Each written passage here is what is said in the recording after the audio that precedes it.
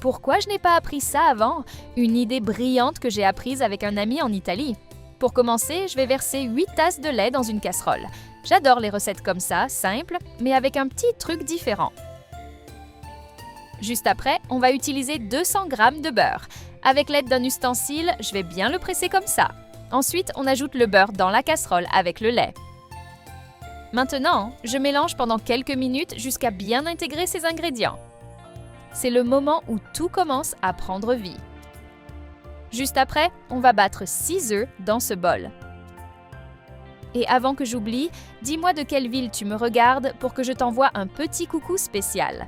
Le coucou du jour va à Manon Lefebvre de Lyon, Rhône. Je suis vraiment heureuse que tu apprécies nos recettes. Ensuite, on ajoute les œufs battus dans la casserole. Et puis, je mélange encore pour bien incorporer. Pendant ce temps, j'imagine déjà la réaction de ceux qui vont goûter cette recette. Ça me motive tellement. Juste après, on ajoute une tasse de yaourt naturel au mélange. Ensuite, je vais ajouter une cuillère à café de sel. Puis on mélange à nouveau jusqu'à obtenir une texture bien homogène. À ce stade, je vais prendre des portions du mélange et les verser dans un bol en passant au tamis.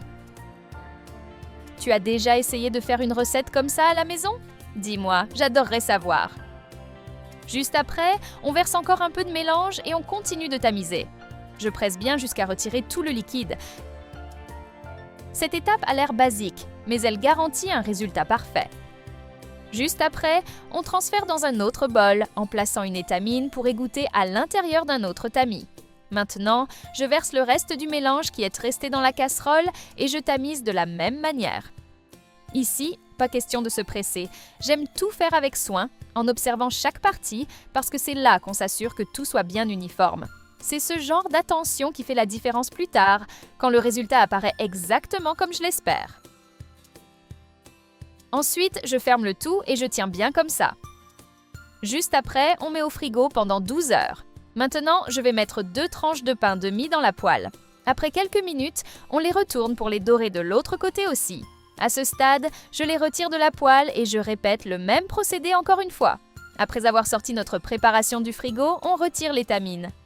À chaque fois que j'arrive ici, je me rappelle que cuisiner, ce n'est pas seulement de la technique. C'est aussi l'émotion de transformer des ingrédients simples en quelque chose de spécial. Ensuite, je coupe des morceaux de ce délicieux fromage maison.